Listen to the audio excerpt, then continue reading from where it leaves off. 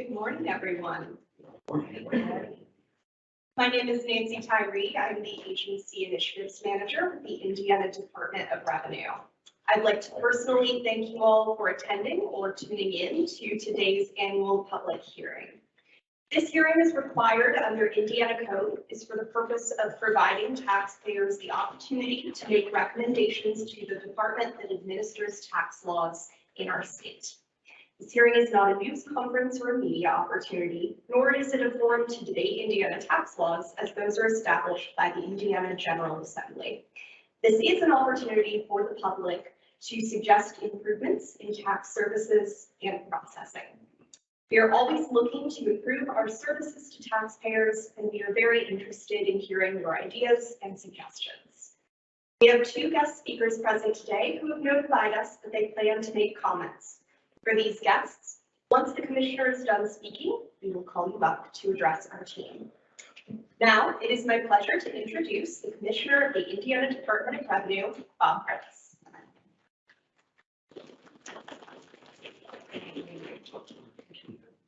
That was unexpected. Good morning. I know you couldn't hold that. And thank you, Nancy, very much, and welcome everybody. We truly appreciate you being here for our 2022 annual hearing. My name is Bob Prentice, and I'm honored to be the Commissioner of the Department of Revenue and a member of this amazing team that is made up of 650 Hoosiers located in 13 locations around the great state of Indiana, and actually a few select locations around the country. I'm going to speak for about 10 minutes, and then we will open it up to the floor, and we appreciate that very much. Joining me today on the front row is DOR's executive team. Actually, Monique Young-Wash, who is our Executive Director of Service Operations, is not able to be with us today, but sitting in for Monique is Tammy Cheddar, who's our Director of Customer Service. She also has a long history with Taxpayer Advocate Services, and her team includes the Taxpayer Advocate Office as well. We have Ed Vance, our Chief Financial Officer, Chris Russell, our General Counsel, Chris Perry, our Executive Director of Audit Operations, Terry Livingston, our Executive Director of Agency and Business System Support, and Kevin Gully, our Chief Information Officer.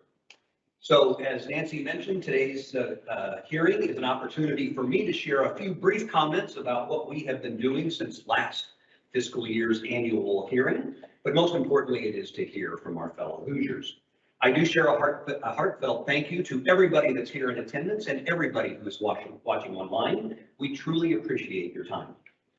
And today is not the only way to connect with us. We are always available. Our website is loaded and continuously updated with great information, self-service features, and ways to connect with us.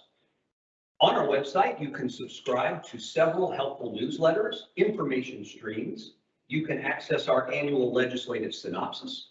You can access self-service links, forms, tax bulletins, videos, and frequently asked questions.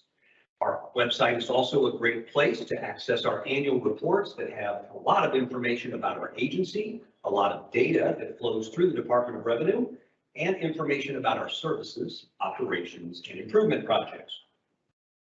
I want to start with a few words about the wonderful team members that make up the Department of Revenue.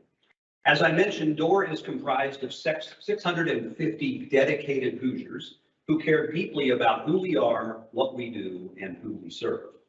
Every one of our team members pours themselves into the important work we do to serve our fellow Hoosiers. That work includes working with a complex web of organizations that make tax administration work. Our team administers over 60 taxes, fees, permits, and licenses. We annually process millions of tax returns and payments. We manage the flow of over $24 billion of tax revenues, and we complete hundreds of thousands of service interactions with Indiana citizens, businesses, corporations, and professionals that are in the tax world. It is a challenging but very rewarding work that we do, and we are honored to serve Indiana by administering the tax laws fairly, securely, and efficiently. Now, a little bit about that tax administration world and highlights of our fiscal year 2022 activities. So tax administration is a high volume, high complexity, and high variability financial services system. And there are many players that make up the tax administration world. It includes Indiana's taxpayers, tax practitioners, business and corporate specialists, business support organizations that support the tax world, tax software companies, and a variety of state, local, and federal tax administrators. Well, the magic of tax administration is created by the tapestry of the work of those amazing individuals who live and work in the tax world. We give a special shout out and a huge thank you to the Indiana CPA Society and all of their members, including their Tax Resource Advisory Council members, and also DOR's Tax Advisory Council, who is made up of 13 experienced tax professionals, attorneys, business stakeholders, and advocates who help our team throughout the year with advice, counsel, and support. We work very closely with these dedicated professionals throughout the year, and we truly thank you for being part of Team DOR. Okay, a few highlights since last annual hearing. There's been a lot of things going on in the last year. So last summer, we completed that year's individual tax season and then rolled right in to preparing for the 2022 tax season. We are now wrapping up the 22 individual tax season, and it was the first on our new modernized system, and I'll speak to that in just a second. As of today, we've already processed 3.1 million 2021 individual tax returns, and we've issued over 2 million individual refunds. The average return to refund approval time for electronic returns has been 7 days, with 90% under 14. For paper returns, the average has been 18 days, 62% have been under 14, 80% under 30, and 98% under 60, which is our service level for paper file returns with a refund. Paper returns that arrive late in the filing period, and there are a lot of them, are now going through the process, and it'll take about 40 to 60 days for them to get fully processed. Most of the returns that flow through our system go through very smoothly, but returns that contain errors, are missing information, or have discrepancies with other data sources, that's about 5 to 7% of the returns that we receive. They require manual review, research, and correction. They also take additional time. Each of these returns get individual attention, and that'll occur throughout the summer. Throughout both the 2021 and 2022 tax season, our industry-leading cybersecurity, data protection, ID safeguarding, and refund fraud prevention programs have continued to perform. We stopped over $11 million of attempted refund fraud during the 2021 individual tax season and over $8 million so far this year. Last fall, we celebrated the successful implementation of all individual tax processing on our new modernized Indiana tax system. This implementation followed the corporate and business tax implementations that happened in 2019 and 2020. I'll speak more about Project Nextdoor in just a second. During the past year, we also completed significant components of the project's final rollout, which includes the remaining 15 taxes that will go live in a month and a half on July the 18th. So we implemented all the 2021 annual changes, the legislative tax changes, and then supported the 2022 legislative session. And we're now working on all the systems and operational components required for all those 2022 and 2023 changes. A little known fact about the Department of Revenue is we also provide services to the motor carrier industry in our industry-leading motor carrier services division. And ever since last session, we also have provided top-level services to Indiana's trucking industry, implemented a number of significant service improvements to that industry, including a modernized, oversized, overweight permitting and vehicle registration system. So we have customer service team members across the entire state in 13 locations. And they are doing their very best to provide quality service to all of the Hoosiers that need us. We provide that with inbound call, walk-in, correspondence, and in-time secure messaging services. We measure customer satisfaction after all of those service interactions. And those surveys continue to be very positive. They've been running over 95% positive. And we've had 16,000 perfect satisfaction scores in March, April, and May. And finally, on this section, through the collaborative work with Governor Holcomb and his team, the General Assembly, and Auditor Klutz and her team, we have planned, designed, and initiated the issuance of Indiana's $125 automatic taxpayer refund, also known as ATR. Over 2 million ATR refunds have already been issued, and the remaining 2.3 million will be completed throughout the summer. Very detailed information and frequently asked questions about the entire ATR project and the timeline of the following steps are available on our website. And right here, I have a couple of trophies that I brought with me after being recognized by the Indy Star as a top workplace in 2019, 2020, and 2021, and winning an inaugural Top Workplace USA Award in 2021. The DOR team was honored to be awarded with a second USA Award this past January. And just on May 15th, our team found out that the Indianapolis Star had recognized DOR as a top workplace for the 4th straight year. That's 6 awards in 4 years for this amazing team. Both of the national and state recognitions are based on our team's voluntary and anonymous feedback, which is benchmarked against private sector firms who invest heavily in culture, organizational health, and employee engagement. I mentioned that our team cares deeply about who we are, what we do, and who we serve. But maybe more importantly, we care about our work environment and each other. And we are incredibly proud to be recognized by the Indy Star and Energage for the 2022 awards. Okay, I'm almost finished. Before we open the floor for comments, I do want to say a few things about Project Next Door, which is our 5.5-year modernization project, which, believe it or not, is almost finished. Project Next Door was initiated in 2017 to modernize all of DOR's tax processing computer systems and service delivery processes. It replaces 25-year-old legacy systems, upgrades all of our partner interfaces, and introduces new services to both internal and external users. This enormous and very complex project required the never-ending passion, dedication, and collaborative work of staff across the agency and many, many partners.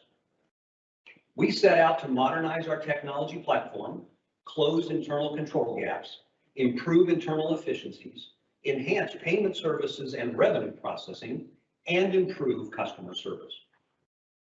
In the process of this project, we had to design, develop, test, and implement this new system, which included over 50 tax license and fee permit types that got converted to the new system.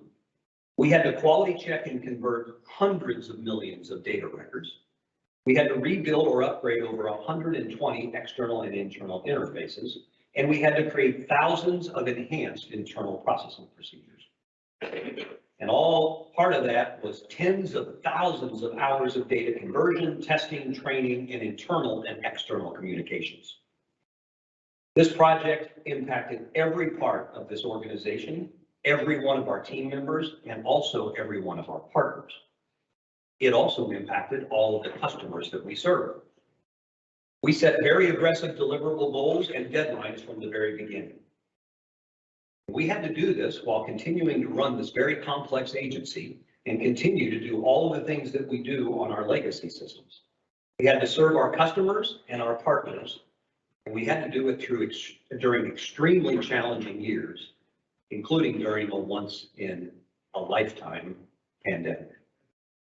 It was challenging, exciting, fun, rewarding, and as I'm sure you can imagine, it was exhausting. Projects like this can fail, and they can negatively impact organizations. They are typically over budget and over schedule. But due to the unwavering support of Governor Holcomb and his team, the General Assembly, our partner agencies, including the Indiana's Office of Management and Budget, State Budget Agency, Office of Technology, and Department of Administration, just to name a few. and really due to the amazing commitment, teamwork, collaboration, and contributions from our vendor Fast Enterprises, DOR team members across the agency, and all of our partners who have been part of this project. This project has hit every deliverable and every milestone. It has also been on schedule and on budget for 5 straight years. No system or improvement project of this magnitude is ever perfect. And throughout this project, we have continuously learned and improved. And I promise you that learning and improvement will continue. But overall, it has been a tremendous success for Indiana's taxpayers, the tax practitioner community, the Department of Revenue, and everyone who is involved in Indiana's tax administration world. We are confident we have established a strong foundation of success for many years to come. Okay, we still have a lot to do to close this project. Rollout 4 implements on July 18th, and we will continue on our continuous improvement journey. But it has been very successful, and we are extremely proud. So let me wrap up these comments by saying that our team is extremely proud of the service we have provided and progress we have made in fiscal year 2022. And we are looking forward to continuing on our journey to provide excellent and continuously improving service to Indiana and all of our fellow Hoosiers. So once again, I thank you all for being here, and we look forward to your comments.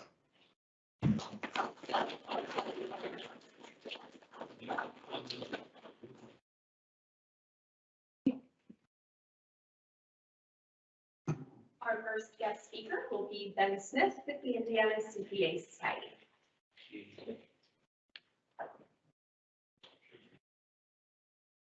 Thank you, Nancy. Good morning, everyone. Good morning. First of all, thank you, Commissioner Grannis and the entire team here at DOR for the opportunity to provide comments this morning on behalf of the Indiana CPA Society and our 7,000 members. My name is Ben Smith. I'm the chair of the Indiana CPA Society Tax Resource Advisory Council, president and CEO of ESTEP Doctor & Company, a CPA firm based in Muncie and Anderson. And I also serve on Commissioner Grannis's Tax Advisory Council. As I prepared my comments for this year's annual meeting, I considered our comments from the past, a few years recognizing the department has met numerous milestones and also had addressed a few areas of systemic issues of consequence. As a practitioner serving tax clients, I recognize the department has been agile, responsive, and true to the mission of providing best-in-class customer service that Commissioner Grannis just talked about. Among the milestones, we find 2 especially notable milestones. Wanted to mention, again, administering taxes during the ongoing COVID pandemic, and of course, Project Next Door, which has transitioned the state from an outdated, problematic legacy system to the new in-time system. Personally, I want to thank Kevin as well for his leading of the team, and I've interfaced with him often on this project the last 5 years. We certainly appreciate the well-planned multi-year execution, as Commissioner Grannis mentioned, rolling out beginning in 2017, and certainly a celebration will be due with the completion of the project coming up here in July. We also want to congratulate the DOR team for the Workplace USA Award, 2 consecutive years, and the 4th year best workplace. Certainly, I've experienced that as I interface with all of the team members throughout these last several years.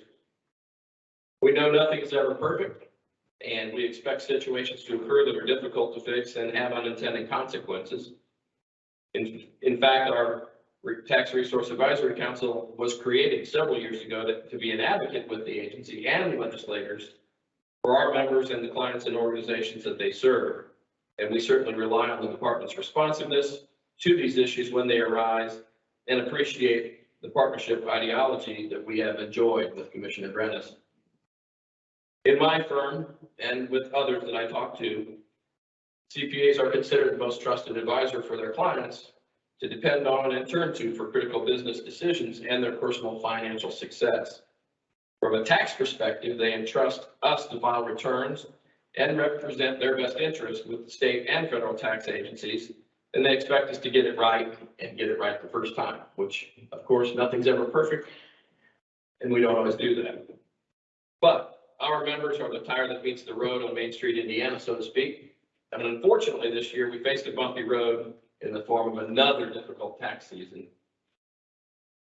The reason this season was made more difficult in early January when we heard from panicked and frankly angry clients who received some notice of inconsistencies, indicating the change was made to their return, when in fact, in many cases, no changes were made. It was just an informational notice.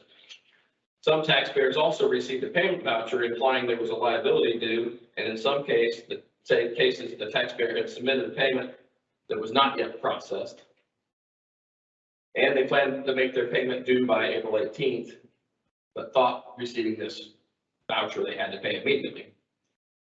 As INCPAS staff and track members worked with the DOR teams, we learned there were multiple issues with the notices, and some can be easily resolved and were resolved, while others are a little more complex and ongoing. We certainly appreciate the DOR's all-hands-on-deck response to identifying these issues, resolving them, and addressing them in the confusion amongst the taxpayers and their other representatives. Our members were especially concerned about the notices caused by the taxpayer to think that we had done something wrong as a practitioner, and adding to that, we had to take time from our busiest season to resolve those notices, which of course was difficult, but we managed. We certainly know that DOR is committed to working with INCPAS to address these remaining issues and are in fact working on it as we speak. We understand there's got to be some statutory requirements for some of these notices, but we stand ready to seek legislative change if needed to preserve the public trust and interest. We certainly look forward to this project, working with Kevin and his team and several others, and we know Commissioner Grenz is also anxious to discuss what we can do to serve Indiana by administering the tax laws in a fair, secure, and efficient manner, which we know DOR does. On behalf of our nearly 7,000 member CPAs and accounting professionals who are transforming business in Indiana, I extend my sincere thanks to you and your team at DOR for your considerable effort and service to Indiana taxpayers. Thank you very much.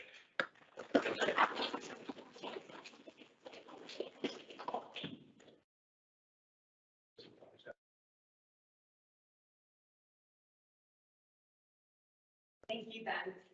Our next speaker will be Karen Ward with the Indiana Legal Services Low Income Taxpayer Clinic.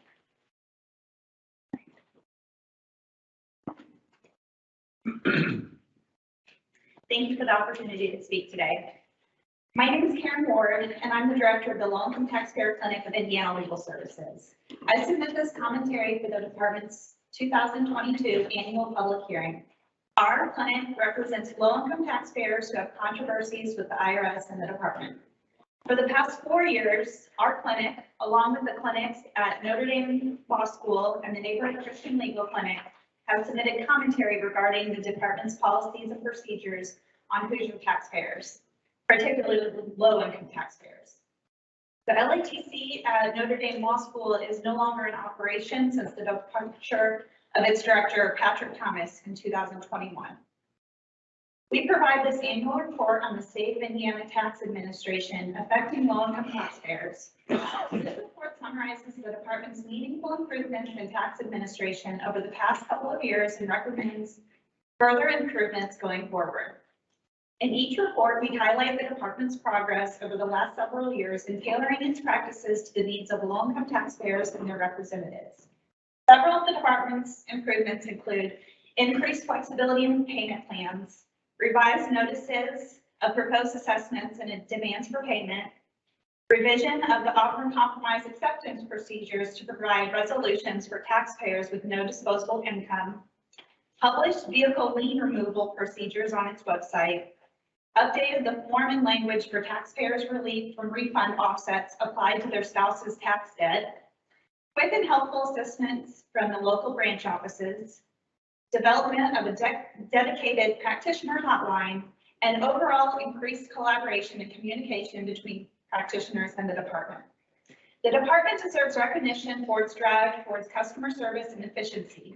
We specifically want to highlight the benefits of the practitioner hotline. Practitioners can call the hotline and the department's knowledgeable representatives assist practitioners immediately. The effectiveness of the practitioner hotline reduces practitioners' time and effort spent helping taxpayers get into tax compliance and benefits the taxpayers, practitioners, and the department. The department's collaboration with practitioners exists within many divisions with the department, including the Taxpayer Advocate Office, our local district offices, the legal division, and the department's executive leadership. We noted previously that the Taxpayer Advocate Office has become an effective tool through which to resolve complicated tax compliance issues. We will now address areas that, in our view, represent key areas for the department to focus on in the coming year. The first is Next Door in time for individual taxpayers. The project Next Door rolled out phase 3 for individual taxpayers in September 2021. The project Next Door has presented various challenges for the taxpayers we represent.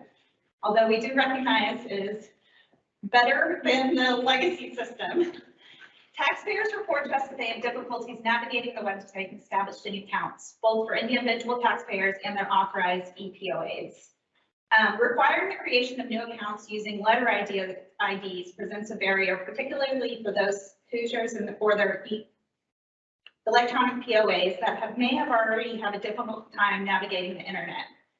It is also not possible for POAs to access taxpayers' in-time accounts without the taxpayer first registering and approving access to the taxpayer's account. Therefore, we recommend the department consider allowing power of attorneys to gain access to taxpayers' in-time accounts once a standard state POA form is submitted to the department, similar to access a POA gains after submission of an IRS Form 2848 to the IRS CAP unit. We also recommend that petitioners be allowed to opt in to electronic only correspondence and to retain traditional paper correspondence if desired. Communication with authorized power of attorneys. As we previously addressed, authorized representatives are generally not copied on department correspondence. This leads to miscommunications and a lack of practitioner awareness of burgeoning problems, which the practitioner could likely more efficiently address at the outset. Although practitioners may receive electronic correspondence if their clients can navigate in time, low-income taxpayers have a hard time registering and authorizing POAs through the site, as discussed above. Often, practitioners call the department to learn the status of an offer in compromise or protest letter, only to learn communication was sent only to the client and not the practitioner. This delays the practitioner from complying with requests and resolving the case. In some instances, the delay causes a resubmission because the department closed the case due to non-responsiveness. We urge the Department and Taxpayer Advocate Office leadership to continue to ensure that all employees are appropriately trained at copying practitioners on any correspondence to taxpayers. We further recommend that the Department and Taxpayer Advocate Office train employees to first call the practitioner when a power of attorney is on file before department employees call representative taxpayers. Our claims power of attorneys request that representatives be contacted first. However, practitioners are often not the first point of contact for phone calls. The third, revised proposed assessment and demand for payment letters. We previously expressed concerns over the language, format, and design of previous forms such as the AR-80, AR-40, and the letter informing filers of return adjustments. We appreciate the department's revision of such forms, taking our concerns about these forms under consideration. Therefore, we continue to encourage the department to take this opportunity to improve the notice of proposed assessment, the demand notice for payment, and letter informing individual filers of return adjustments. We particularly encourage that the demand notice for payment provides better information regarding remedies available and provides clearer next steps to proceed after receiving the form, especially where the taxpayer cannot pay the liability in full. We further encourage that the return adjustments letters be designed so taxpayers do not consider it a bill, makes clear in plain language what changes are proposed, includes information regarding next steps, especially how to begin the written protest process. And if the department wishes that these letters are to function as a proposed assessment, that the language of the notice comply with Indiana Code 8.151D. We also highlight the need of taxpayers' rights to protest issues with their proposed assessments. The process for protest and appeal of assessments is rigorously laid out in the Indiana Code. We recommend that the department do so in the proposed assessments letters rather than directing taxpayers to its website. protest submissions.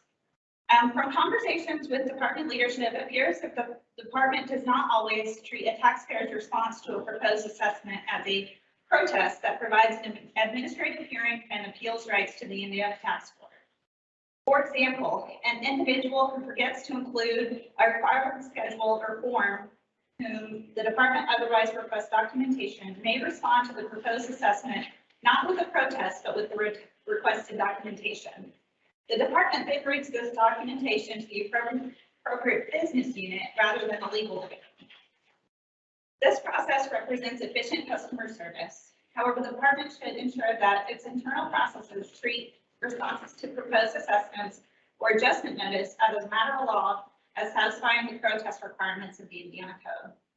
Therefore, we likewise encourage the department to review its processes and take this opportunity with the move to the end-time system to thoughtfully consider the treatment of documents sent in response to proposed assessments and return adjustments letters as potential protests.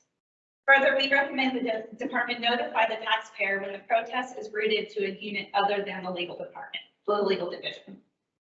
5, offering compromises and hardship. We appreciate the department's responses over the last few years to our concerns regarding the offer and compromise and financial hardship programs.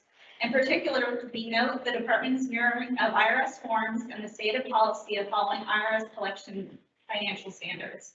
This helps practitioners in the department be more efficient in serving customers and collecting revenue. We hope the department focuses on ensuring that employees follow this policy and that the policy is published in an accessible format. We also commend the department and its Taxpayer Advocate Office for revising its policies to allow the acceptance of offers from taxpayers with negative or zero monthly disposable income or income at all. This allows for more efficient collection of otherwise non-collectible state tax debt. One concern regarding the offer and compromise program is processing times. Often the Taxpayer Advocate Office does not contact the taxpayer until a year or longer after the taxpayer submits the offer. Additionally, the department, unlike the IRS, does not send any correspondence or notification that the offer has been received in a proposed response date. We recommend that the department structure its offer program to process offers more efficiently. We also recommend the department provide taxpayers with notification of receipt and selected contact dates in the Taxpayer Advocate Office. 6, vehicle lien procedures. In our previous reports, we noted issues of the department's vehicle lien release procedures. We acknowledge and thank General Assembly for passing language in Senate Bill 400 in the recent legislative session requiring implementation of an electronic lien and title system by 2023. Though we recognize this is primarily within the purview of the BMV, we continue to encourage the department to work closely with the BMV in the process of implementing this new system with a view to improving and streamlining the interactions of taxpayers working with the department to remove vehicle liens. Currently, it can take several weeks for the release of a vehicle lien. It is possible that taxpayers may incur additional storage fees or other fees for salvage vehicles despite the resolution of the debt. A quicker, more efficient method would prevent taxpayers from incurring fees or fines simply because of the lag between the release of the lien and issuance of clear title.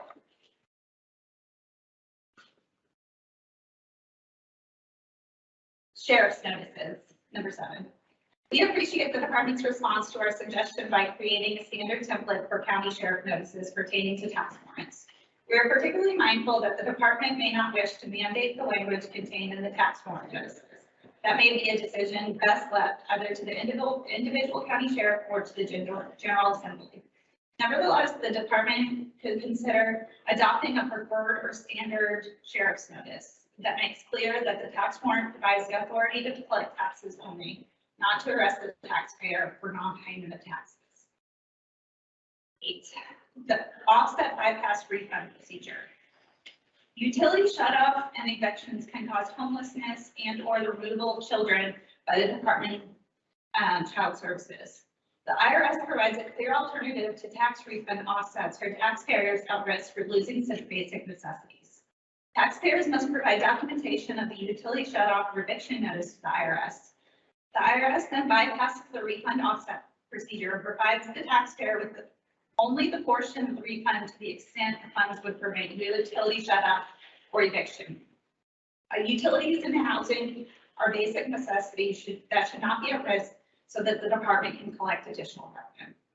Further, although the IRS would permit Hoosier taxpayers to receive a portion of the refund through its offset bypass procedure, the IRS cannot issue the tax refund directly to the taxpayer if the department excuse me, has a claim to the Bureau of Fiscal Services. We recommend the department develop a procedure to allow taxpayers to receive their tax refunds to the extent it would prevent utility shut-off or eviction. We thank you for the chance to provide these comments and look forward to collaborating with the department as it works to improve service for Hoosier taxpayers. Thank you.